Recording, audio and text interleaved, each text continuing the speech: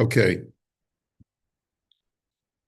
Um, so we saw yesterday that um, if my neighbor complains and says that I'm doing something on my part of the property that's causing damage to him or to his property, so if he can demonstrate it based on solid evidence, then he can compel me, according to Basin, to or whatever system of government that I'm under, I can be compelled to distance that source of damage. But let's say it's inconclusive. So, but the neighbor argues that that's the damage that's being caused. So then halachically, lechatchila, I shouldn't set it up if my neighbor argues that it's a cause of damage. Now it can't be just be like a crackpot kind of thing. There has to be at least some evidence that this may be a cause of damage. So then lechatchila, I'm not allowed to set it up. But b'di'evid, if I did set it up, he can't force me to dismantle it because we go to the principle of hamotzi mechavero olav haraya.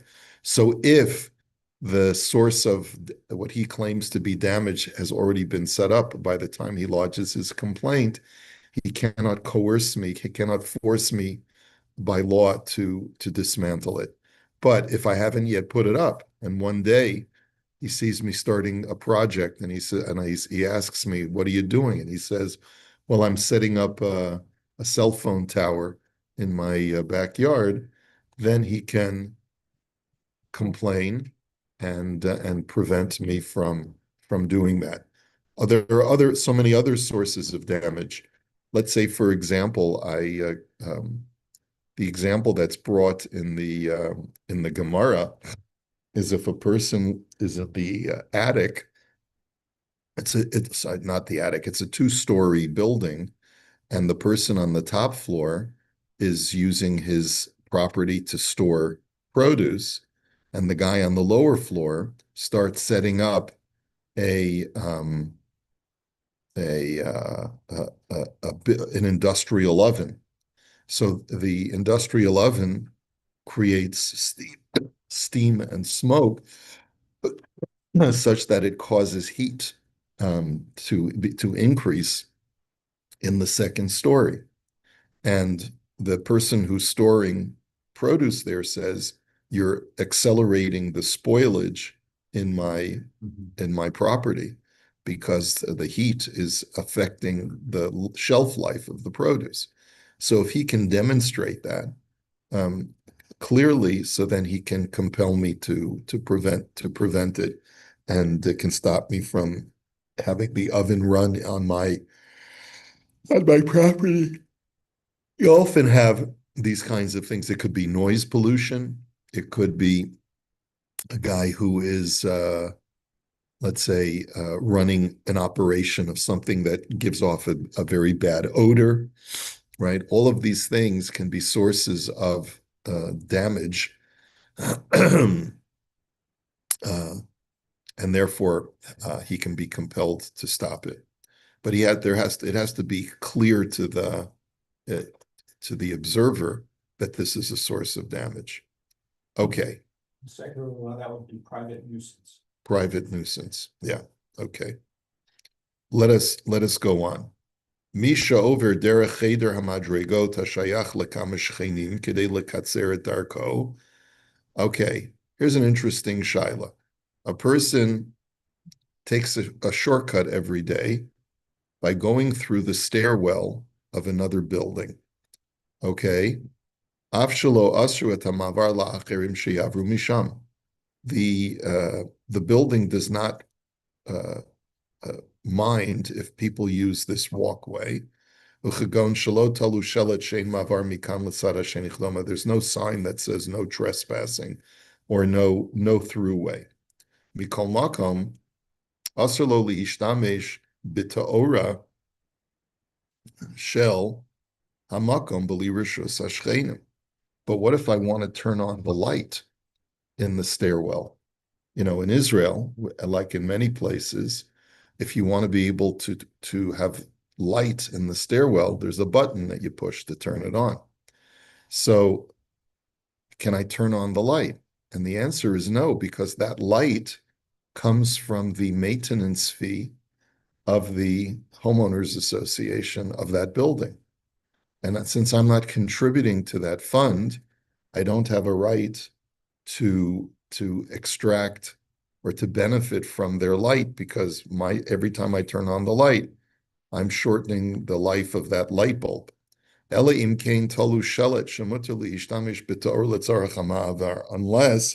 there's a sign that says explicitly everyone has permission to turn on the light.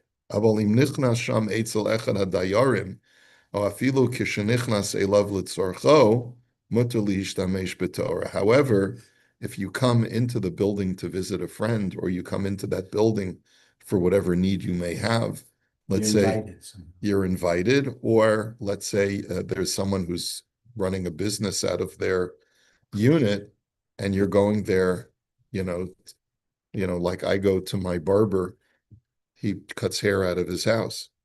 So if I and I notice that every time I get out of the elevator, all the lights turn on because it's motion sensors. So I'm not in violation of turning on the lights because he's invited me to come. Okay, that should seem fairly obvious, but it's not something that we sort of think about, uh, because it's such a small amount of money. But With the lights, it's a bit of a safety issue as well. You didn't, and then you tripped. They say, don't turn on the lights. You shouldn't have allowed to, and then I guess if you're not invited, you shouldn't be there either, so.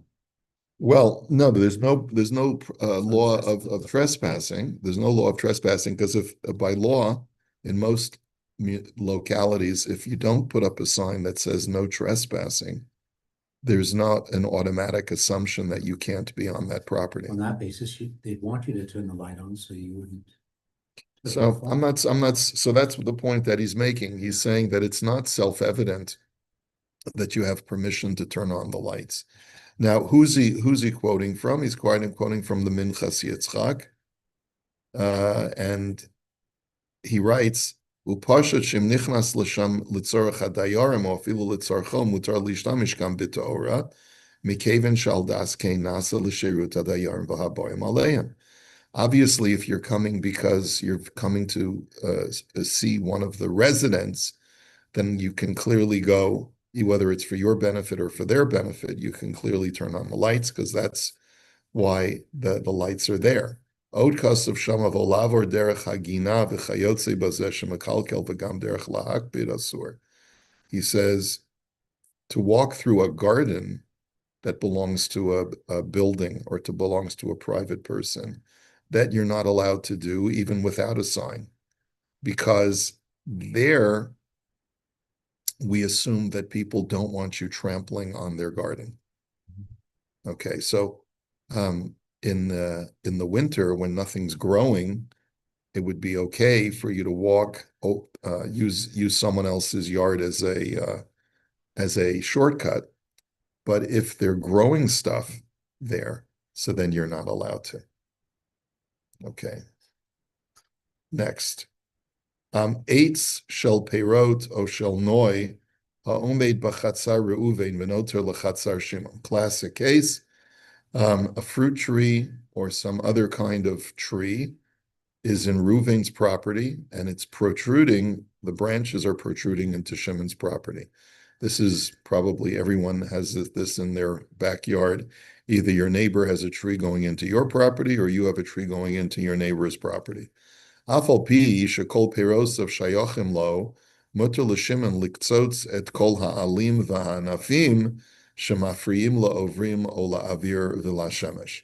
He says, even though Reuven is entitled to all the produce that falls off the tree, but it is nonetheless permissible for Shimon to cut down all branches and leaves, etc., that are protruding into his property that disturb the passers-by or that create a problem with either air or light. Okay, so Actually, I saw this on social media. Someone posted a picture of how he had taken a saw and literally at the property line cut down. You saw that photo? You saw it. Yeah. He sheared down exactly to the property line his neighbor's tree. And he posted it with pride, saying, "Look what I did." And the response that people gave to him was not flattering. In other words, he thought that Kill the tree, couldn't it? Possibly. you could kill the tree, but not only that, but don't be a jerk, So fine, neighbor's tree goes into your property. Don't be a jerk about it. So you have to do it within reason. וכן מותר לקצוץ את שורשי האילן שנכנסים לתוך תחומו כשיש צורך לחפור בור או לבנות מחסן וכל כיוצא בזה. It's also permissible for you to cut the roots that protrude into your property. If you need to, let's say, dig something underground, or you need to build a shed, or anything like that, where the roots are protruding up from the ground and are disrupting your ability to use your property. So you're allowed to cut out the roots also. Now, What about taking fruit? So, he says the fruit, apparently, even that's growing on Shimon's side, belongs to Ruvain.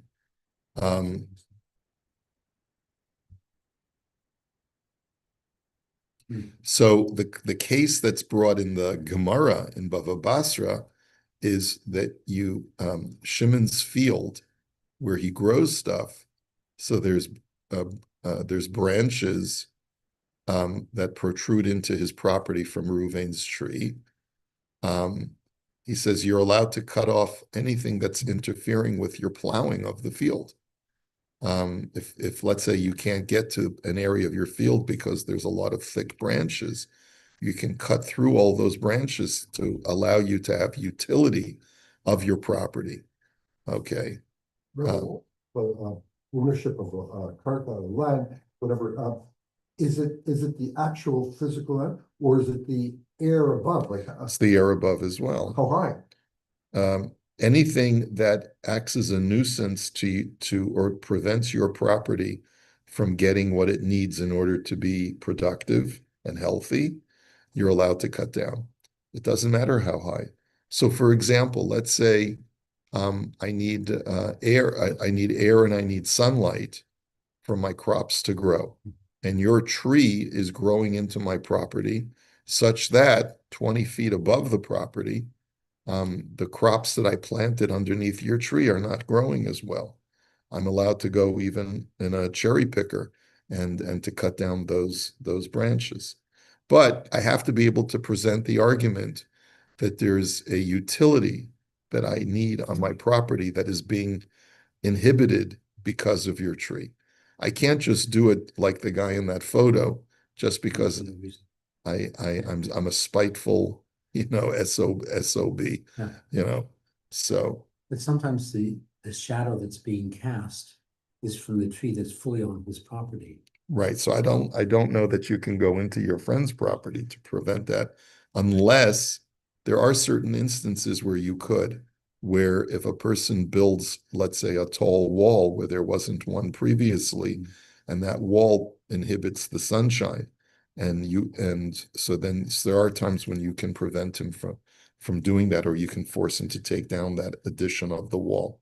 Marv, legally, you think I can do that? Like in the city of Toronto, you put a big wall, and now they're only getting shade, they're never getting sunshine in the yard. Do you think they? yeah, you can get an injunction against you if someone that's the nuisance thing. If you unreasonably interfere with use and enjoyment of someone else's property, it can, let's say if it put a big billboard up or something that's very unsightly. Mhm. Israel, they got that whole issue, right, with SNES and stuff. That might be a public nuisance or, something like that, but there are cases where. You'd go to court, you wouldn't do it. Or substantial interference. Because the city would have bylaws, wouldn't they, about how high you could build a wall or a fence? So as long as you go by the Yeah, bylaw. that's one of the defenses to nuisance is statutory authority. So if the government gives you a building permit or a license or something like that to do it, then maybe that's a defense. But otherwise, it would not be a defense. But you wouldn't be allowed to take it into your own hands. You'd get an injunction first. Like you wouldn't go into the person's Yeah, property and you remove. can't the go wall. on the property, you have to, get a court order. Mhm. The Shulchan Aruch writes that if a person's tree protrudes into a public thoroughfare, then anyone has a right to cut down the branches if it's preventing passage, safe and easy passage. I find this a lot when I'm walking down Clark Avenue. Sometimes the neighbors, they let their trees grow and you have to duck and you have to, sometimes it's, We're walking on that sidewalk, I see Yeah. it too. yeah. So anyone would have a right to, let's say, cut those things down. Can we force a person? Can we compel a person to cut it down? Probably we could go to the city and say, this guy's not cutting his tree. Look, it's a nuisance. The city, I would imagine, would have the ability to compel someone to do that. There's also cases where you put a big tree in your yard, years later, the roots come underneath and start pushing against the pool or something like that. Yeah, That's a or nuisance. or uplifting the sidewalk. Yeah. Yeah. So he brings the tour. The tour brings a responsum from one of the Gaonim. Ruvain yesh lo te'ina v'shorsheha b'toch kotlo shel Levi. That Ruvain has a fig tree. The roots are growing into Levi's wall. V'nofo notel gabe aliyato, and the branches are now growing over um, Levi's structure. And so to the point where he wants to re-roof his roof, but he can't because the Levi's branches are preventing from going up to his roof to put on a new roof. Levi hadinimo. If Levi wants to cut down those branches, he has every right. The Torah gives permission to a damagee to cut down or to remove whatever is blocking and whatever is the cause of the inhibiting movement. So this is brought in the Shulchan Aruch. Then he brings the Pischei Tshuva, quoting from the Shvus Yaakov, the case of Ruvain, who was Shahayu Beveito Chalonos Psuchim Lagina Shel Shimon. Ruvain has windows that open up to Shimon's garden. Va'ata nata Shimon ilano samach lachalonos shel Ruvain. And now Shimon has planted trees that are going to block Ruvain's view. So, and yet many times people do that because they feel uncomfortable having people look into their property. V'Ruvain to'ein sheyakutz ki mafil olav. And Ruvain's complaint is, my home is dark now. I used to have sunlight come in from that direction and illuminate my house, and now you've darkened it. Now remember, this is before everyone has electricity. So it's even more of a concern, right?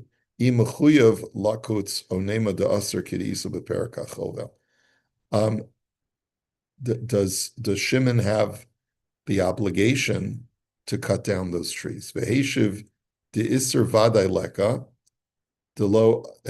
is there any isser in cutting down those trees because of baltashchas?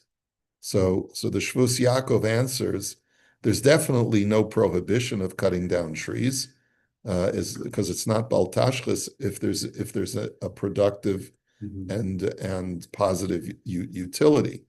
Aval im mazik ledavar acher lididi o lachrini muter lakutz. If it's causing damage, these trees, either to me or to others, then you're allowed to cut down those trees. Ach be'ikar hadavar mesupakani im yachol liton tainazu gabe ilan.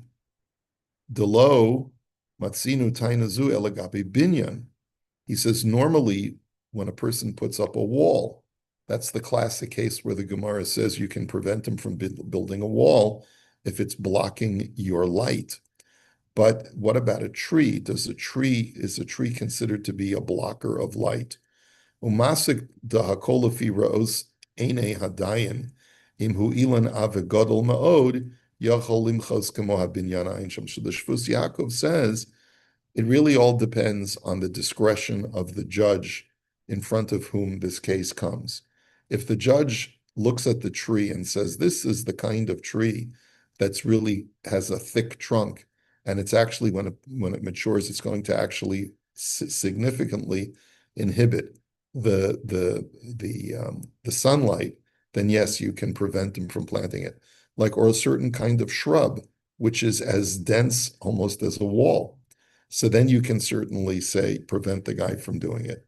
Gam hevi mishut chavos yoyer de posek bepashtus to mechuyev lakut sa'ilan imafil eladim efshalatakin b'ketzitzas ktsas anof of sagi.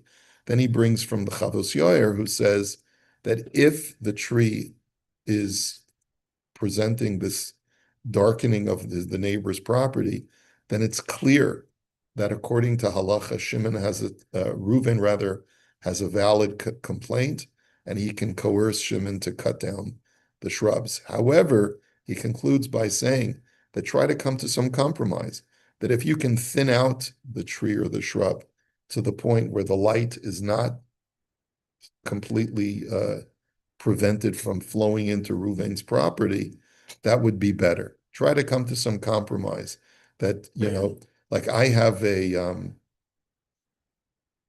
a set of shrubs that are growing on my back neighbor's property. And every year, I guess this was already from before I bought the house, every year, these maintenance people come into my backyard and trim the shrubs. Because apparently that was the original agreement that was made when the previous owner of this house was asked by the neighbor, may I plant shrubs for privacy so that your kids, when they're playing outside, can't look into my backyard. And the deal probably was, yes, you can, on the condition that every year you trim the shrubs. So they send their guy in and pay for it. So they send their guy in and they pay for it. And one of the other defenses to nuisance for a case like that is called prescription. If you did not object for 20 years continuously, openly, if the deal was the same for 20 years or more, you can't complain anymore after that, nor can the new one. Nor can the new owner. Well, if that was the established thing between the two neighbors, Yeah. he's got a right to continue doing. Mm-hmm. Should really be disclosed to you, shouldn't it, though? When you purchase the house, Like that. right? I'm just thinking that, I mean, you may not want that kind of thing, and yet you're stuck with it. In this case, I don't think it's a problem, but I mean, there might be some arrangement that new owners wouldn't want. Yeah. Okay, so that seems to be pretty straightforward. I think we've seen this before. Okay. And it's very intuitive. There's nothing here that's counterintuitive. Mhm. Okay, so let's go on to the next case. The bottom line is that if the tree's not bothering your property, you don't have an automatic right to cut everything back to that guy's property line. That's not only asinine, but it doesn't seem that the halacha gives you the right to do it just out of spite. If something's growing from my neighbor's property into mine and it's not bothering me, then I don't have an automatic right to cut everything all the way specifically to the property line. That seems to be a social contract that most municipalities allow for. Otherwise, we'd have difficult situations, right? I have to trim my neighbor's tree every year because it hangs over my sugar. Yeah, right. Do they know? I'm not telling you why into my property. I don't. Why should tell them? I just cut it. He's not obliged. He's not obliged to even inform him. If it's creating a nuisance, he has a right to turn it back. If he feels that his neighbor's tree is going to be compromised as a result, he may want to inform him and tell him, listen, I really need this space. Your tree is growing into my property, or let's say the roots are coming up and they're damaging my wall. I'm going to have to cut out the roots. The question is, who pays for the cutting out of the roots? That's also going to be an issue. It'll all depend on who was there first, right? So if the tree was there first and the roots were there and everything was fine, and then all of a sudden I have a new utility for that part of my property where the roots are becoming a nuisance, I can't compel the guy to pay for the arborist to cut out the roots. Um, what I can do is at my own expense, I can cut out the roots, or I can tell him this is what I need to do.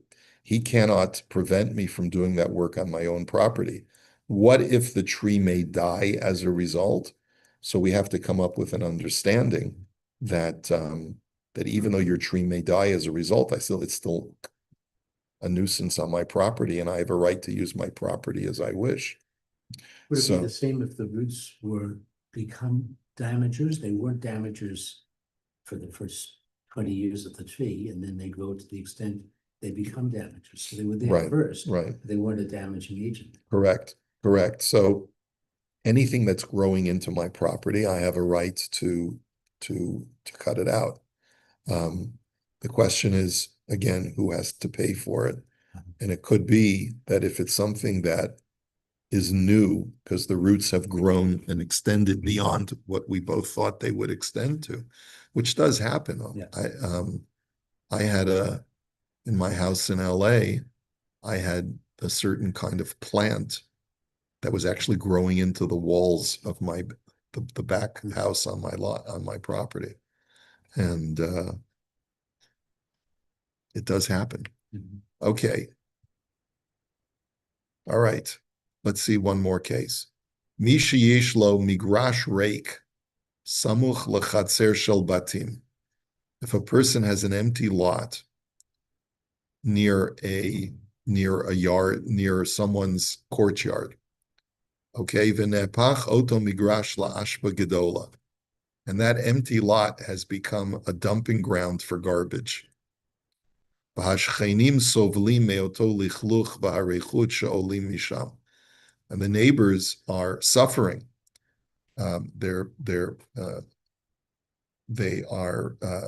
This is starting to create a nuisance. In other words, a person owns a property, he doesn't watch the property carefully, doesn't prevent people from dumping their garbage on it, and the neighbors, as a result, are getting upset because of the smell, because of the dirtiness that coming from there. Yicholam litvoa miba'olav, o sheyivnehu, o sheyigdor la'oto migrash. The neighbors can legally claim that either you have to build up that property or you've got to put a fence around it, shelo yishbechu od l'sham hashpa, so that people can no longer dump there. V'im to'ein ha'be'alim she'ein lo et ha'hotzaot, and if the owner of the property says, I can't afford it, I don't have the money for that right now, kofen oto o limkor o ligdor, we can either compel him to sell the property or to put up a fence. In other words, saying that I have no money is not an excuse to allow a public nuisance to occur on your property. So the Ramah brings a machlokes when a person's house is open, okay? Meaning, let's say a person has a property where there's a structure built on that property that may be connected to other structures, but he is lax in the security of that structure. So that structure is susceptible to intruders coming in and to use that property as a way to break into other people's property. Okay? Ha'im hashachen yachol lechayvo sheyigdor beito. So can the neighbor coerce him to put up some kind of security system, a wall or a fence or a lock and so forth? So the Ramah brings two opinions. Deya Rishona Huva Betur is Kasav HaRamah Man Demischayev Lemigdor Beino Levein Chavero Velo Gadar Va'asu ganava v'ganvile. Midei derech haget chayiv l'shlumela. So the Rama, not the Ramah, but this is the Rama. He's one of the Rishonim. All right, well, you know what? Let's take a look at this tomorrow, Mirz Hashem. So tomorrow we'll have a shir. It's New Year's Day. Those who want to stay home can stay home, but I'll be here at 6:10. Have a great day, everybody. So,